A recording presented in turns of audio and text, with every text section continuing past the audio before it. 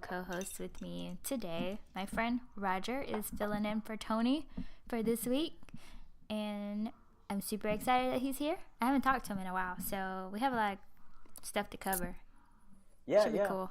yeah. Thanks for having me. So, I think that this will be good. I think it sucks for Tony because this is like a great week for news, right? Sometimes you have dry spells where you're like, oh, what happened? Well, the weather sucked, but like this week or the past 2 weeks, 2017 starting with the fucking bang, yo. Like it's really getting in people's asses, and I enjoy that, and it's good for podcasting in general. I feel like it's like pre-Armageddon. Yeah. Like I don't know if we're gonna make it through the year. 2017 is already very polarizing. Either you love it or you hate it. You know, it's just like. It's like Kanye West. This is like the year of Kanye West. Like, there's nobody that's like, oh, Kanye West is okay. It's either I fucking hate him or I love him. 2017 is very Kanye West-ish right now. Yeah. 2017 is about to dye its hair blonde.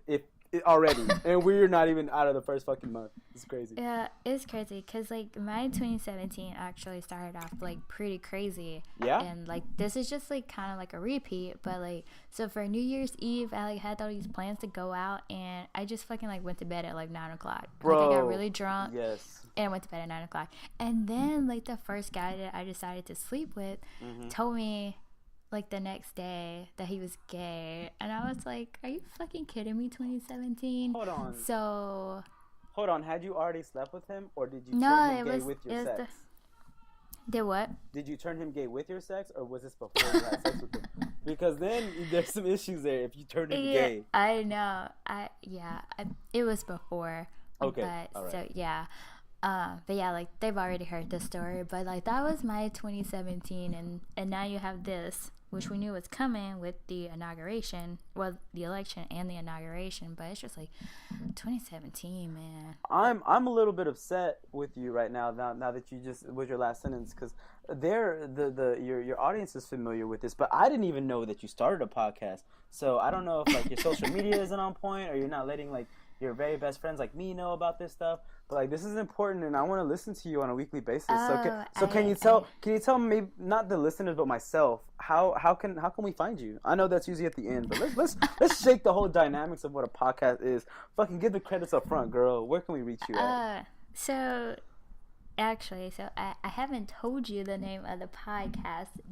You have not, and I'm gonna I will flip some shit. Like I'll flip whatever. I'll flip this little book by my desk over. You're gonna flip a pencil over. It's in my hand. It's ready to go, girl. I'm gonna flip the shit out of this thing. Okay, so again, this might be a bit of a repeat for the audience because again, a little backstory on the name of the show is called Roger That. Of course they know. And your name is Roger. The name of the show is Roger. And you're a smart person, so you can probably just like figure it all out. Yeah, I'm just so glad. If you would have told me it was the name that we discussed, I'm not gonna drop any hints on that, but you know, if you had went with that, I would have been a little butthurt. So this is equally butthurting for me, but you know, you should be kind of flattered though. I am very flattered, Roger that. Yes. And that's, you know, if this ever becomes a mainstay, I already have that on. I think that's like my Instagram. So no, it's my Snapchat. I think I forgot already. Really? So like in my phone, you are Mr. Rogers' Neighborhood. Sweet. So I don't actually know what your Snapchat name is. I don't know if this has anything to do with Mr. Rogers himself, but I fucking love cardigans. Cardigans are my shit. And I don't know if it's because I watched him at an early age, you know, but I love cardigans. And you're ridiculous. So that's pretty sweet. And you know what? Also, a fun fact about me, I like taking off my shoes. But let's go into the topics. There's so much shit to talk about, and we're just discussing my obsession with taking off shoes and wearing cardigans. And how I'm petty. You're fucking Kyle Petty, Richard Petty. You're fucking every petty. I love it though. It works for you because you're not in a mean way petty. You're in a very funny, like kind of evil, but still definitely evil, but not like you're evil. You're diabolical. I would even go if I saw you in like Despicable Me and you were like the next villain, I would not be fucking surprised. Yeah, that's Jess. That's Jess. That's her. And your evil henchmen are like two huskies or some shit, you know? Right. Yeah. Right. Okay, so what I have for the topic list today were abusive relationships, which you seem very passionate about when I mentioned that to you. I'm very pro abusive relationship. Just kidding. Yeah. I'm totally opposite. So like hate them. Ugh. Chelsea Manning, the inauguration, the Obamas, the Women's March. That's it. I like that. That's a good. Yeah. It's like a good mix of like everything. Like I think it's very like telling of where I am in life. Also, where 2017 is in general, I guess. Yeah. So it's kind of like all over the place, but like definitely headed for certain doom. I like that. That's kind of like a summation of it. Like headed for certain doom. I like that. It's good. Okay, but yeah, I mean, definitely, I think these are very very timely topics. Very interesting, and everyone has their own perception or perceptive of what they could be. So I'm very excited to talk about that with you. Exciting. So I don't even know how I came up with the topic of abusive relationship. I was just like thinking of things that like really pissed me off, and so like that was like one thing that came to mind. And so it's just like, let's fucking talk about this. Well, maybe like Becca, let's maybe talk about if one of us has ever been in an abusive relationship, whether it be physically or emotionally, mentally. Like there's different layers or nuances of abusive relationships, right? There's a physical abusive, like, oh, I'm gonna hit you, I'm gonna beat you that way. But there's also like the emotional, right, where you just kind of talk shit about them, like in undertones of, oh, you're gonna wear that, or you look kind of fat. Which I've never been physically abusive to a woman, never. I've never would want to. Oh yeah, doth protest too much type shit. But no, honestly, like I am very against being like physically abused. But it goes both ways, because sometimes women will push you, like they'll like hit you or they'll slap you. I had an ex-girlfriend that actually would like in public like hit me in the. I was like, I look at her like, are you seriously gonna hit me in the face right now? But so there, it goes both ways. It goes both ways. So I'm definitely of that camp. Like keep your hands to yourself. Right? Like, Don't do it. I don't think there's ever a cause or reason to be abusive. But at the same time, like I understand like how sometimes you can get so angry to that point where you can't control yourself. Mm-hmm. And when it comes to that, I'm not saying that's okay, but I'm saying I understand how you can be so into that moment that you kind of lose control over your actions, and in that moment I don't know, like I understand it's hard for people to separate themselves from their actions and separate themselves from their emotions, but I feel I'm one of those people, like I can tell when I'm getting really angry, and I can tell when I'm about to do something, and I can like stop myself, and then I can think about all the consequences that come along with that. But I understand like that's not a trait that every person holds, and it's unfortunate. And I'm one of those people, like even if it was a situation like that, like the first time you lay your hands on me, like I'm done. It's over, like, right? At that point. Yeah, like I cannot forgive you. I cannot look past it. I can't understand being in that situation and not being in control, but I can't personally be okay with that. But at the same time, sorry, go on. Oh, I was just saying, like, for me, like, no. Understandable, but I think at the same time, you may not, because that is your personality. As men and women, we kind of pick up on how other people will behave, kind of their tendencies, what they will or won't stand for. So maybe in general, you don't maybe attract those type of men that would be in a position to do that to a woman, because from people that I've seen, when you're in an abusive relationship, they kind of look past that. They kind of like, oh, but I love him, or he said he's gonna change, or yeah, he beat the shit out of me, but he's a better person than that. Like there should be like a line in the sand, like you say, like if that happens, like first of all, we're gonna throw down, right? Like like yes. I can see you totally throwing hands with some dude, like just like totally like, oh, hold on, like putting your hair in a bun and shit, and getting your clips and put on some Vaseline on. I don't know how girls fight. That's what I've heard. Taking off my earrings. Dude, I think that you're wily enough that you're gonna fuck some dude up, right? But then you're gonna cut it off with him, at that same time, because it had to reach that level. But at the same time, some women are very, and men also maybe are very more willing to put up with that shit and make excuses. And I think that is where the actual the problem comes in when women put up with that shit, or men even put. You're gonna throw the women. Maybe I'm gonna say it. Men can also go through that as well. You know. Oh yeah, and I don't know the actual like data on it because like men like they're supposed to be macho, so they don't necessarily like report when they are in these relationships. But yeah, I would never. I know. I think it's pretty well known that men are in abusive relationships where they are the abusee and not the abuser. But you kind of brought up a good point. So like I wasn't always this way. I was actually in an abusive relationship in college. So there were times it was mostly like emotional, and then it got physical, and I made up excuses for him because like you said, it's like, oh, I love him, or like this is the guy I'm gonna marry, it's okay, like I was young and dumb, and it took so the story where I was like completely done, it's like it's hard for me, but I'll just like briefly go over it. But I remember I was in my room, I think it was like 9 or 10 o'clock at night, and I was getting ready to go to bed, and I had a window right next to my bed, and I saw these lights come on, and I was like, who is this? Because I lived like in a quiet apartment complex, and I was like, who is this like driving up like slowly, like this is so weird. And something in my mind said, get in your closet and stay there. So I got in my closet, I texted my roommate, she was there, I was like, hey, I don't know if he is here or not, I just have a weird feeling. I was like, don't answer the door if you hear a knock. So then there's a knock on the door, right? And so she goes and she's like, you need to leave, she's not here, go away. And he was like, her car's here. He was like, yeah, but she's not here. So he ends up kicking the door in. I know, it's so crazy. He kicks the door in, and then he goes and he like locks himself in my bathroom.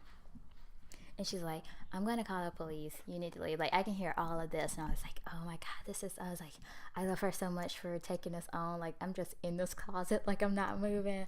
Then like he walks in my room, and he's like sitting on my bed, and he's like talking to himself, and I was like, this is so fucking crazy. So eventually he leaves, and he was just like going off the, like, I can't live without her, I love her, and all this stuff, like I'm gonna hurt myself if I don't get to talk to her.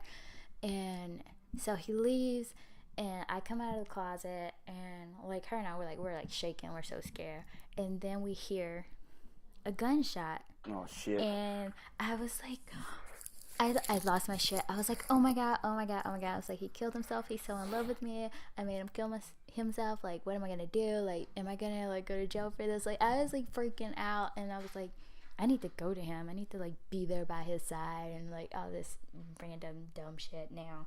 And she was like, do not open that door. Do not go out there. She was like, he is not that type of person where he would kill himself. She's like, if you go out there, he will kill you. And I was just like, okay. I was just like, how like you really want to do something, but like somebody's making a lot of sense, so you're like, maybe I shouldn't do it. Yeah. So it was that situation, and then the police came, and of course he wasn't there. Wow. He was gone. Like in heaven?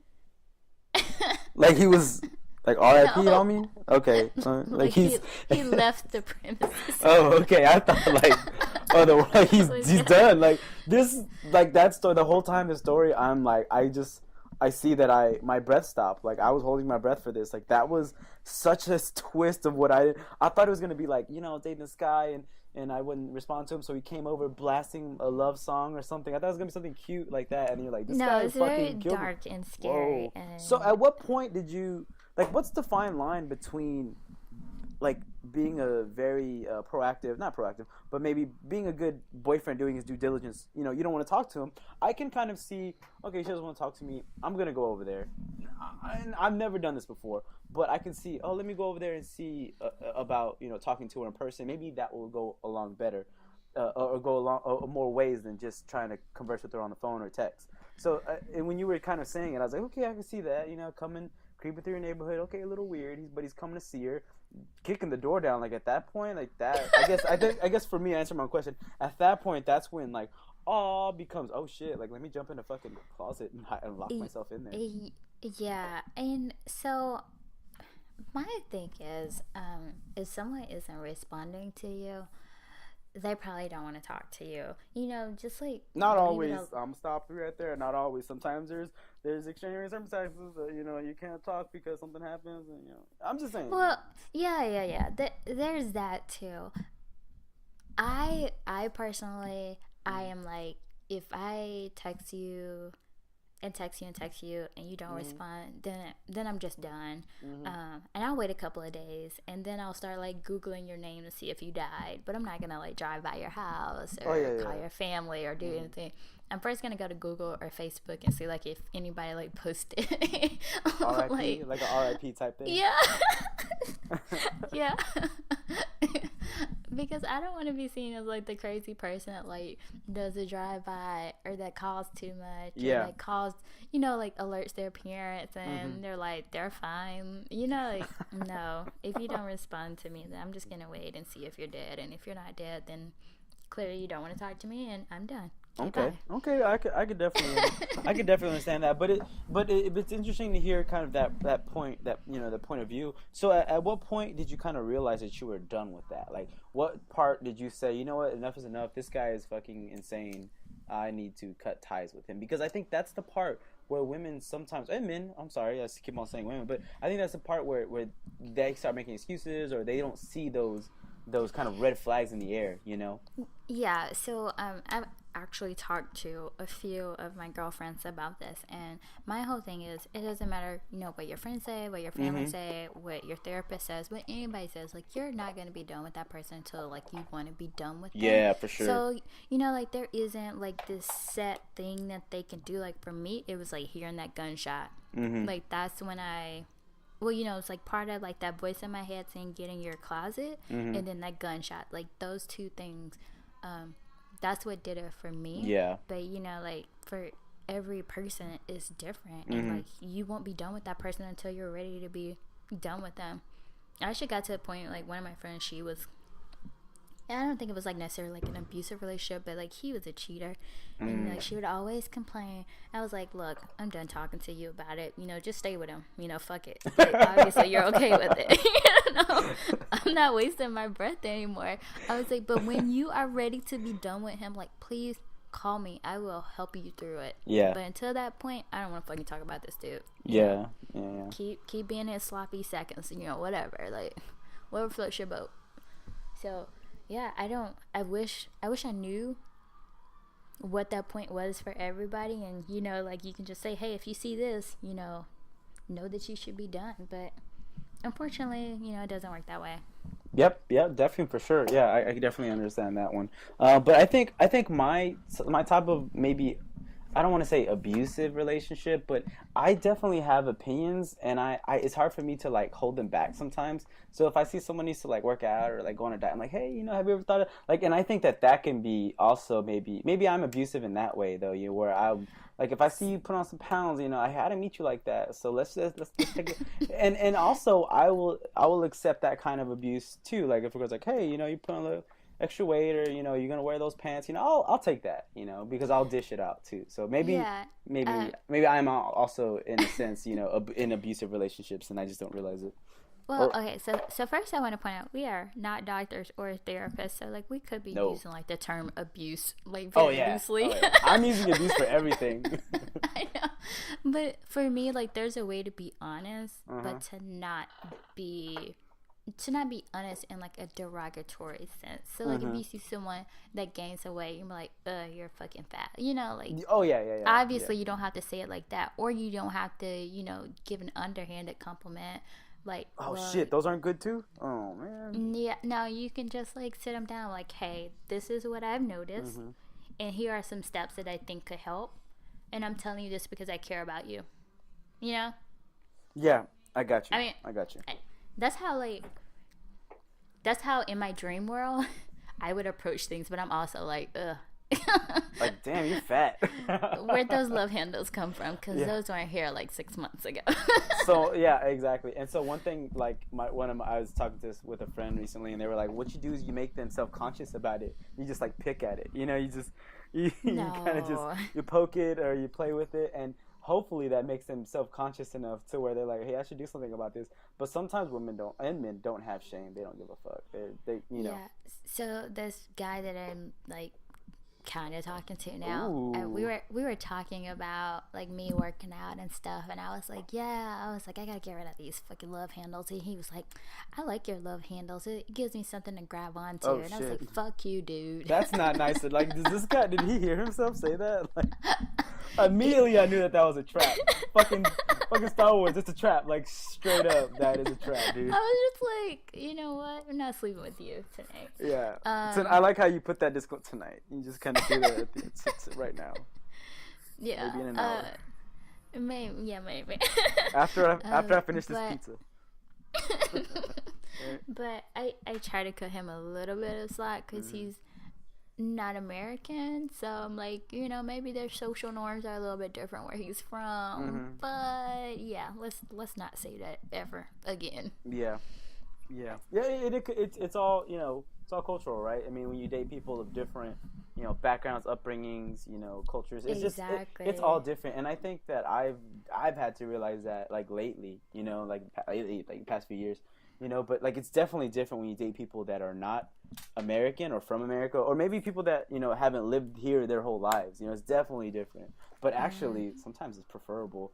I think for the women that I've dated, my favorite ones have not been American. Because I'm sorry, you American women's, y'all got some attitudes. You know what I'm saying? Like, I'm just saying, like, you know, I can give you a massage. You're not gonna make, you know, I'll do it too. But sometimes it's good to be taken care of also. And American women would not do that shit. Okay, so moving on. All right. Just saying. I feel like that could be a topic for like another show where I could just like go off on like how American women don't owe you shit and we don't have to do anything, but you know, whatever. I agree, but also it's good when if American women, and see that you're single, so I mean, like you're making my point. Maybe there's a reason why you are. But all I'm saying is when you have it, it's like, oh shit, this is nice. You're gonna cook for me every once in a while, once a month, you know. See, it doesn't have to be often. I cook for my damn self. I cook for a woman also. But it's just sometimes good to have that also, you know. Some girl just give you a massage out of the blue because she wants to. Because she wants to take care of her man. Ain't nothing wrong with that. But anyways, that would be a good topic for another time, and I want to come back to that one. Let's talk about an American woman. Oh, no. I love it. I love American women. Don't get me wrong. I mean, let's talk about one in particular. Okay. Let's talk about Chelsea Manning. Oh man, my favorite American woman, actually. Is she really? What has she done to enhance your life lately? Lately, she was a source of, I guess, I don't want to say it was a source of conversation. Oh, let's just say it was a source of conversation when, you know, President Obama, you know, lightened her sentence a little bit. So in that sense, she has given me news to read, discuss, and absorb. So she has then given me a source of entertainment, I guess you could say, which is probably bad to say. There are a lot of things that we probably said that's bad to say, so just, you know, add it to the list. Add it to the list. I'm starting a Google Doc. I'll share it with you of all the shit. But so, what do you think about her commuted sentence? I think, honestly, it might have been President Obama's kind of like, I'm going to do what I want before I leave type thing. I honestly thought it was like his final, like, fuck you. Yeah, I thought it was a big fuck. And we haven't talked about this before, so I was kind of trying to sense where you were at. But it was kind of like a fuck you, right? Like that's it's like a middle finger. And I love it because Obama is all middle fingers. Like, fuck it. Do what you're going to do, you know? I mean, the Republicans going to come in and shift up a bunch of shit. Just do what you want to do before you leave, you know? I just felt like his like motto for like his last few days, and I was like, hate is gonna hate, so fuck it, like just let me see what I can do to piss people off. His pack is so far dropped, it's not even funny. Like, I feel like he just phoned it in for a while. You know, he probably made that decision like while he was still in bed. You know, he's just dictating it to somebody. You know, but it's like, how can I piss people off today? Chelsea Manning. Okay. What can I do? But I mean, also I think that it was hard for Miss Manning to get kind of maybe like a regular hearing or sentence, because it was so in the limelight, you know, like it was definitely looked at or scrutinized by the American people who gave a shit about it. So it was really hard in the beginning. I think it was going to be hard anyways. You know, you're gonna do wrong by half the people, whichever way you float. So I think my major issue, and this is me not really knowing anything about as far as like the charges that go along with espionage and like what goes along with like that prison sentence, but all of the rhetoric, and I'm doing air quotes when I say rhetoric because I fucking hate that word now, around it was like, well, you know, she spent a lot of her time in solitary confinement and she tried to kill herself and she did this and she did this and she did this. And I'm just like, I am one of those people that if it benefits the most amount of people, then okay, do it. But don't do something just because it benefits one person but like shits on everyone else. So like that was like the only issue that I had with it. Like they were making it so much about like her and her, I guess like her health and her safety, but I'm just like, she took it upon herself to do this and she had to pay the price. And once you're in prison, as bad as it sounds, just kind of like, you know, fuck you, you know, you did what you shouldn't have done, you got caught, you paid the price, you're doing your time. Everything else is like a OL to me. So I don't know and there may be other circumstances like surrounding the commuting of her sentence, but like to me it's just like, I don't give a shit if she tried to kill herself. Like her leaking those documents could have potentially killed Americans, you know. I don't think there's any evidence linking to her leaks to the deaths of Americans, but it could have, you know. So it's just like, I don't know, I just don't fucking care. Like if you're a shitty person and I guess you feel bad for yourself or you're in a bad position, oh fucking well. Yeah. I just like, to me, I don't get it. But at the same time, like I understand points that he made about like how her sentence was like much more severe than other sentences. So yeah, for sure. And I think, you know, I get that too. So it's just like, I don't know. I think that, I mean, for listeners maybe who don't know about it, is like, it's not that it was like a pardon by Obama. It was just reducing the sentence. I think originally it was what, like 35 years, something like that, and they reduced it to like 7. So, you know, they reduced it significantly, but she's still serving time for it. But it's just, you know, a reduction in it, and it might have been an overreaction at the time, honestly, by the courts or, you know, whoever passes sentences. And honestly, what I perceived when I first saw that sentence at 35 years, I mean, it's a big sum, but honestly, for me, it seemed like they couldn't get Snowden or whoever else, so they were gonna like make this one like a case of, you know, don't do it or you'll get 35 fucking years, even if you change your sex while you're in jail. You know, it's just you make a good point. Yeah. You know, that's how I perceived it at first. But you know, espionage is not a game. You know, I think that definitely, and even they're making movies about Snowden. It was actually really good. I saw it. Oh, did you? Oh yeah, it's really good. It's is it on Netflix? I don't know, but you should definitely watch it. But I also watched a documentary that they made of him while he was actually in the process of leaking the documents to the reporters. So that was also, you kind of seeing his thought process about it. It was very interesting. I would definitely suggest it. But you know, it's not a game, and I think that the more we put that, you know, make movies and books and talk about Snowden, it makes it sexy or something like that. But it's not. The espionage is not a game. You know, people go to jail for a long time. Like you said, Americans, other other people they lose their lives sometimes because of this. So it definitely should be a harsh sentence. But I also on that point feel that he was more or less kind of like the poster child for don't do it or we're gonna fucking give you 35 to 40 years in prison. Yeah, and I believe that former President Obama actually mentioned that, like, he was saying, you know, like, this was a harsh sentence and hopefully it will deter other people from doing this because they know that, like you said, it's not a game. And I personally, like, as far as commuting the sentence, like, I don't have an issue with it if, like, it's truly because they felt that she served her time. You know, like, the punishment matched the crime. But if the commuting of the sentence was just because, oh, she's suicidal and she's in solitary confinement and for her health and well-being, then, like, that's where I have a problem because, like, I literally don't fucking care.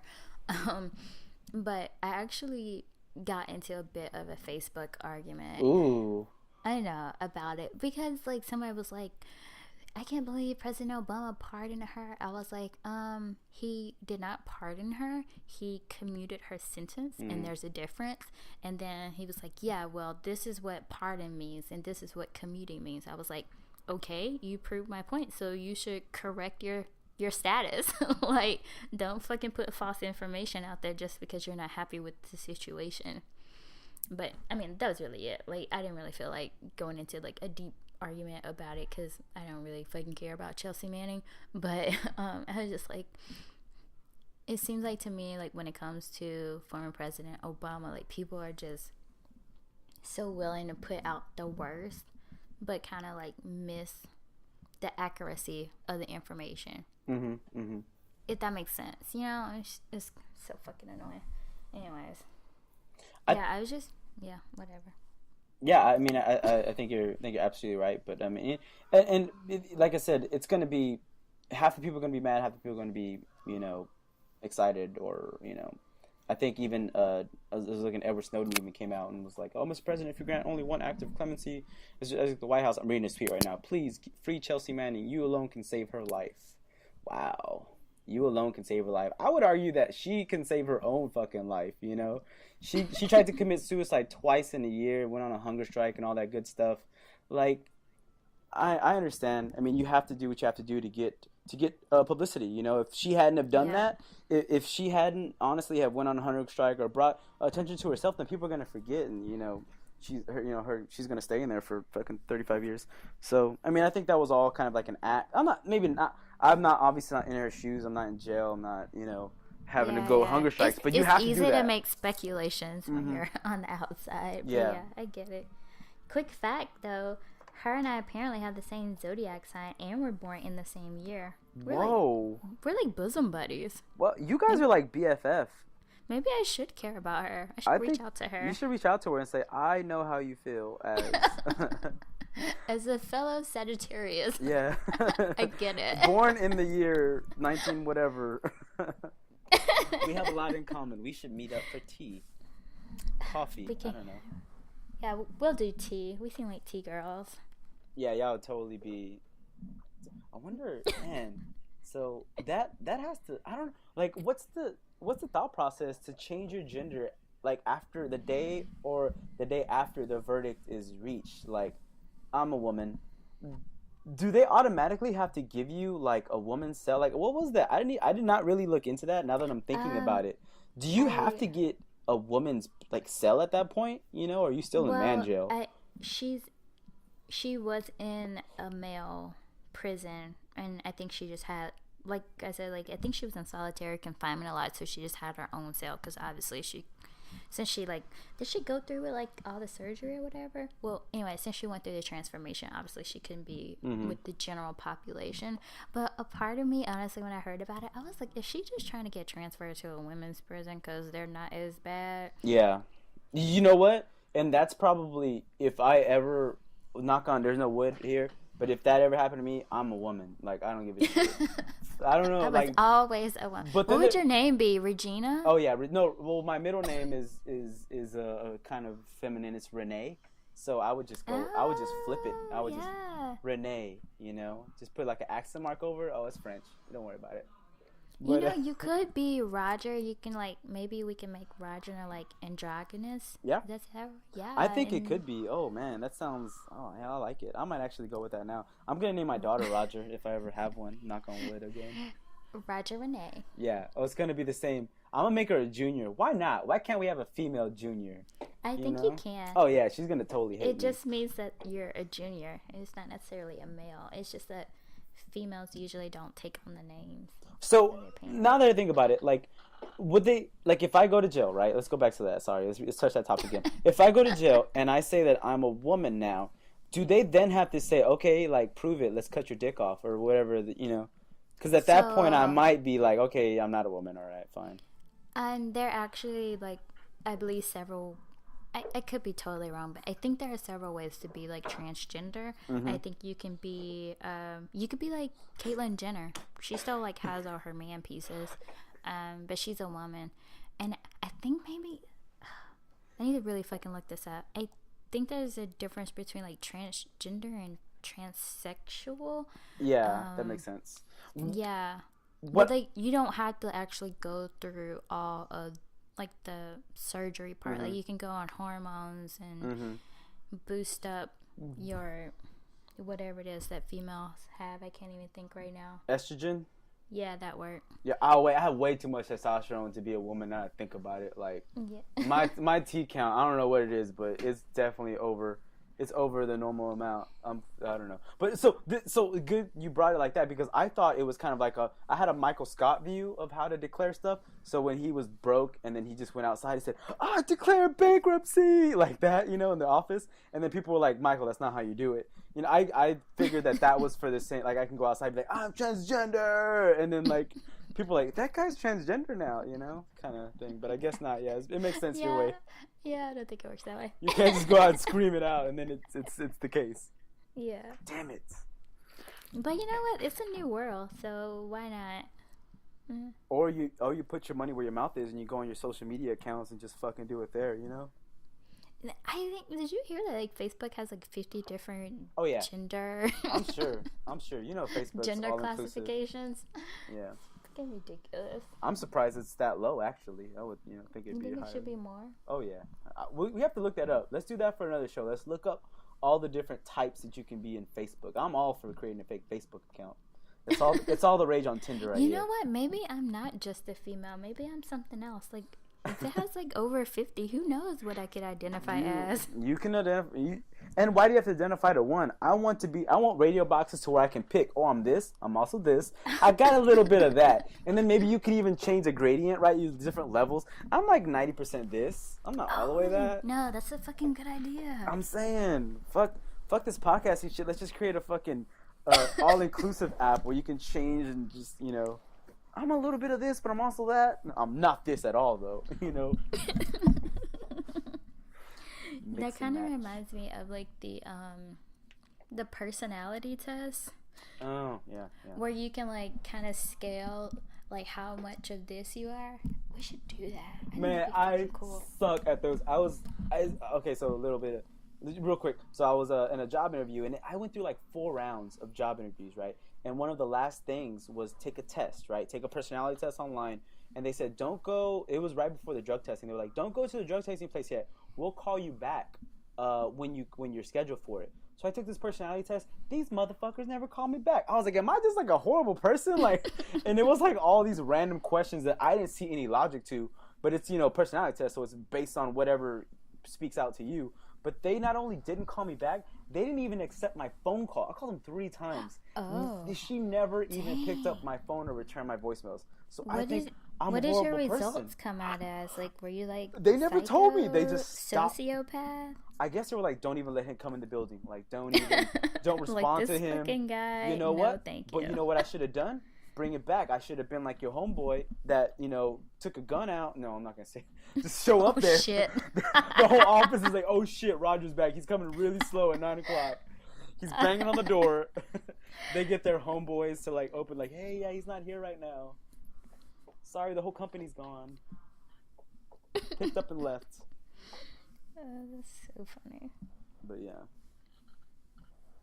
Chelsea Manning. I did not think that we talked for this long about Chelsea Manning.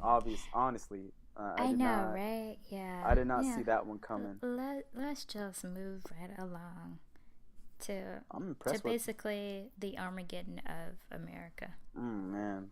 AKA Inauguration. 22 days in, already some Armageddon stuff popping off. Oh my goodness. So did you listen to the speech or did you watch it? No, and I didn't on purpose. I wanted some time to see reactions before I do it, but I've started hearing bits and pieces, and one of the ones was how and it actually wasn't. I haven't really looked up or researched how Americans are coping with it. Honestly, obviously it's like batshit crazy since it was a crazy 500,000 women strong and men strong march. But I was looking at it to how our allies and how people overseas were seeing it, and from what I hear, it's scary because he's basically America first, fuck everyone else. This was what I picked up so far.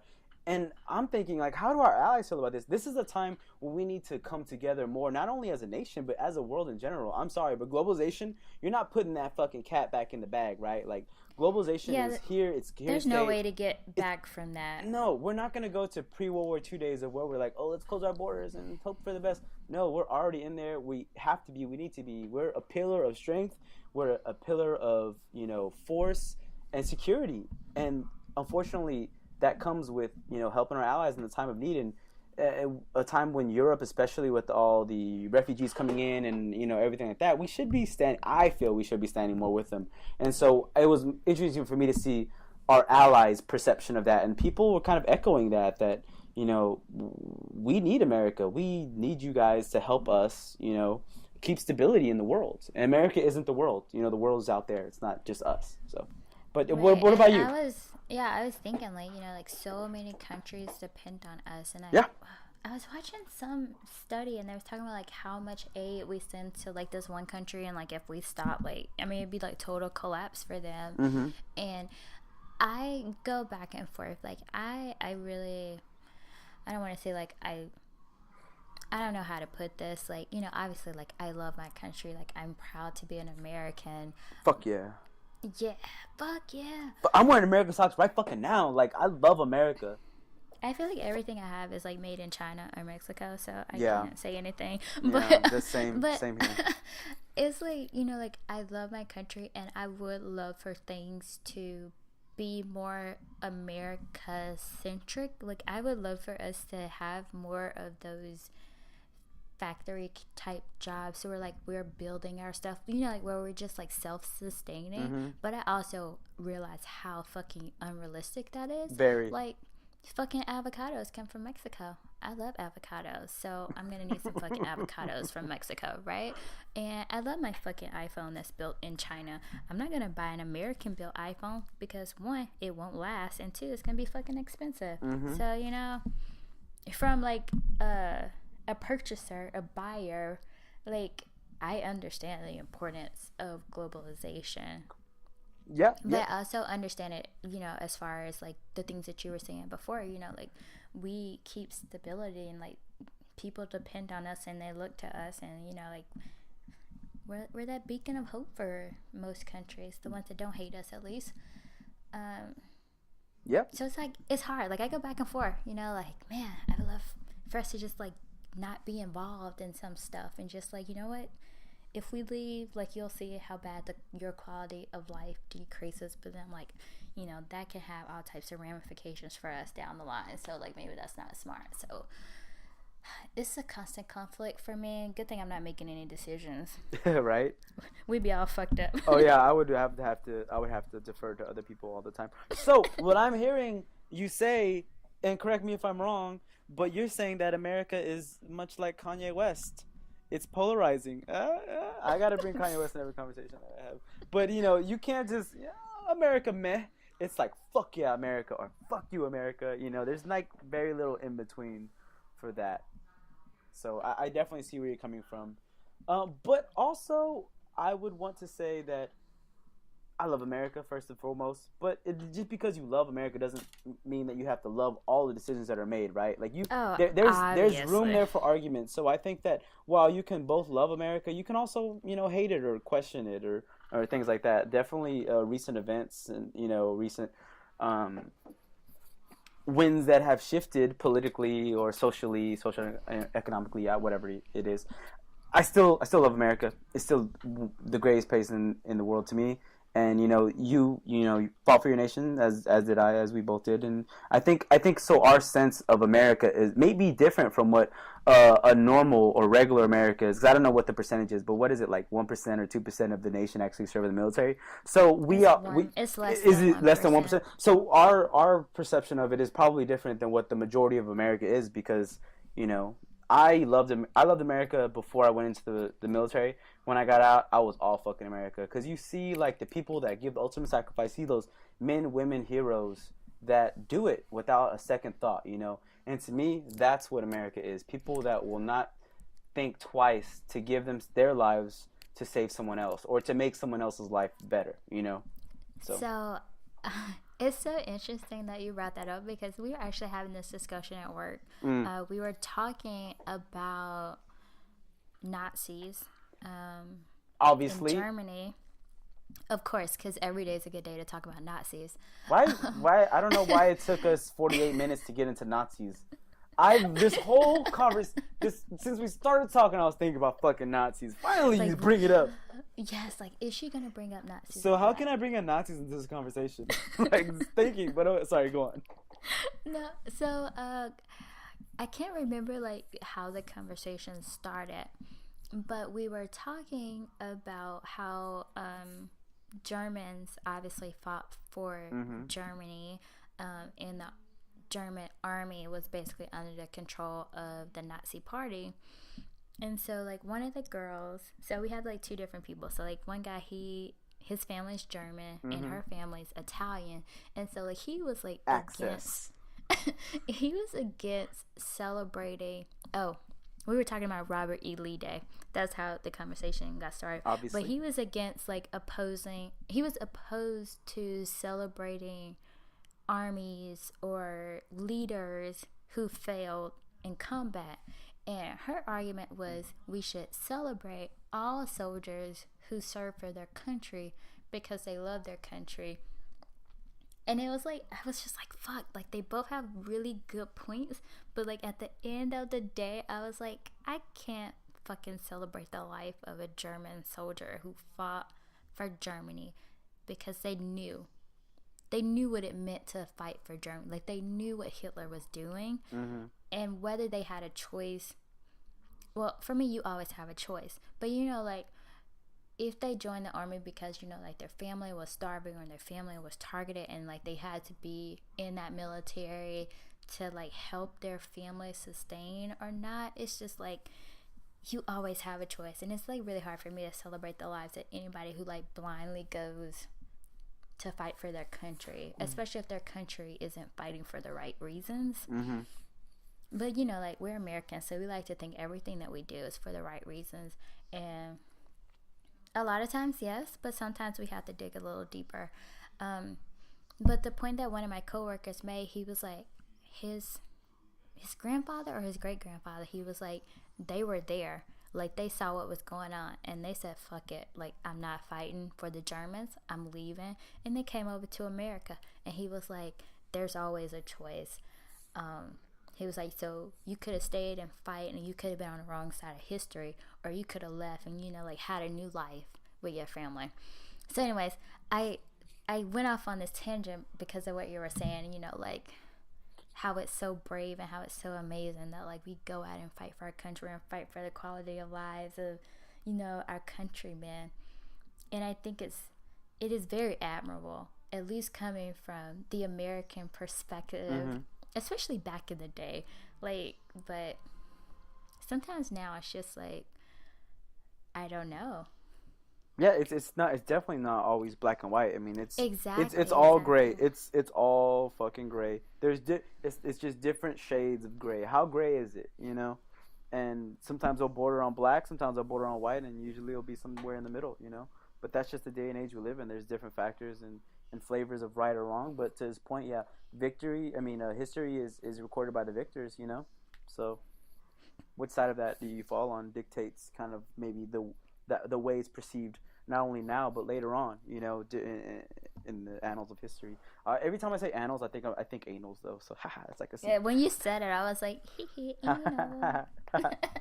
I'm a analyst, right? I'm a like customer intelligence analyst. But so when I type it out, I always write analyst. I think it. I'm like, Roger Cruz analyst. You do. Fucking love You're it. ridiculous. I love it. I love it. But yeah, I mean, I think we went off on a pretty good tangent. I'm impressed by the amount, even when we just have regular conversations. I'm impressed with our ability to go off of the beaten path or off the topic. You know, it's definitely not that easy sometimes. You know, to just go off on tangents the way that you and I sometimes do. I like going off on tangents. I think it's because I like hearing myself talk, and then I like hearing the things that I can come up with out of my mind. I'm just like, damn, girl. You're good. Well, you have a very like sultry voice. I'm telling you, your voice sounds different over the phone versus like on Skype or something like that. It's so different. Like when we talked earlier, I was like, who the fuck is this raspy ass person? Okay, so let's explain like how different it is, because obviously when I hear myself speak, I always sound the same. Do you? Yeah, to me, yeah, I always sound the same when I speak, but like when I hear recordings of myself, I'm like, ooh. I think it's hard for us to hear ourselves, so I couldn't like be like a rapper or something like that. I'm like, oh, that's what I sound like. Oh, that's disgusting. But I think that you, particularly, sometimes you have it's dependent or contingent upon like your mood, right? So sometimes when you're mad, you can kind of hear that in your voice. But sometimes when you're trying to be very like you're trying to like be more monotone, that can also be the case. I don't know why I thought you were saying like Melania or whatever the fuck her name is. Yeah. I was like, yes. Yeah. Yeah, that's what you, and also you hear what you want to hear, so maybe that's why, you know. Yeah. You hear but she's pretty hot, so, you know, man. I saw this one meme when it was like, I forgot already, I don't want to butcher it, but there's some pretty good Melania memes out there, so. That is actually one part of his presidency I'm looking forward to. The amount of fucking meme gold that's going to come out of it is going to be like, it's going to be the 2017 meme, it has to be, you know, like him or his, like centered around him. Or his presidency. It's gonna be great. Yeah. 2017. If 2016 was good for memes, 2017. God, it's gonna be good. I can't wait. It's gonna be great. It's gonna be fucking amazing. I can't wait. Did we touch on the Women's March? I remember you said you had like some very strongly held convictions about it. So we should end the show on that. Oh yeah, I guess. So I. For those of people maybe who don't know, and I'm probably butchering what the Women's March means to different people, but for me, my perception of it was a bunch of women and men also. There was actually a substantial amount of men that went out, not only in D.C., but, you know, they did it in L.A. It's all over. And not only domestically, it was also internationally. So Paris, and, you know, they were doing it in, I think some, like, African country was doing it as well. But it means different things to different people. What my perception of it is we are doing this because we want to show that we are, you know, solidarity, right? Like, we are women. You're not going to trample on us, on our rights, you know, and that's all well and good. And I think that women are one of the groups that need to be so solidified together, because I thought that, and that's why I thought that Hillary Clinton honestly was going to win election, because I thought that women were going to mobilize and come out so strong. This was the movement that I think needed to happen, like, 3 months ago, 4 months ago, right? This should have happened so much sooner. And it's where were you at then? Where were all you pissed off chicks like 4 months ago? This would have been so great for you guys.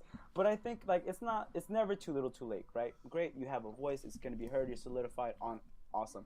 But what pissed me off the most was when I would hear interviews of why women and men were doing it. It seemed like they were defaulting to, oh, well, we haven't been as politically active as we should have been lately, so this is us saying that we're still here. It's like, fuck, you are late as shit. Like, come on. Are you? And there has to be some fucking Trump supporters there, right? Like, they're marching and they're supporting Trump. Yeah. It's like, no fucking way. You're not going to do both of those things. I'm sorry. Like, you can't stand for both of those pillars, you know? Yes, I voted for you, but don't take away my vagina, my right to my vagina, you know? My vagina rights. My vagina rights. If someone tried to trample on my dick, you best believe I'd be in the streets. I get all my boys. Man, we be in the streets so goddamn fast. Don't tread on my dick. Don't tread on my dick. Yeah, but we live in a world where you probably won't have to worry about that in your lifetime. No, not at all. Not at all. So that's why I can't. And so I say it as an outsider looking in because I don't know what it's like to be a woman and, you know, and make 30% less for doing the same job as a man, roughly. But you know what I'm trying to say. Like, I don't know what it is to have to think about things like that. So for me, this was my perception of the Women March. And I think that it's never too little too late, but I wish I would have seen this kind of solidarity, this kind of rah-rah woman, hear me roar type shit, you know, when it really, really, really would have mattered to make a difference of policies, you know? Yeah, and I had this conversation with a friend earlier, and I was saying, you know, I think it's great that you want to go out and march, and I'm not gonna knock your hustle at all. Like, do whatever you feel you need to do to be heard, to be seen, to affect change. But I was like, where are these women at the polls? And then my friend was like, they probably did vote. They were, you know, they just weren't in the states where their vote mattered as much due to the electoral college. And I was like, yeah, I can see that. You know, maybe they did participate. I was like, but I feel like as humans, we have a tendency of not doing what we should have done in the beginning, and we get upset with the results, and so we make a lot of noise. You know, so if you were not necessarily going out and voting, but if you were involved in your state and local politics and like making sure that things were going in a direction that you wanted to from the beginning, like maybe we wouldn't be here. But if you just like sat back and you're like, oh, it doesn't affect me, or oh, I just let somebody else handle it, and now things are like a shit show, then now that you don't have a voice and now that you don't have a right to protest, but like, to me, it doesn't matter as much. It doesn't mean as much for you to make all this noise after the fact. You know? That it's done. And so protesting and marching is not really my thing.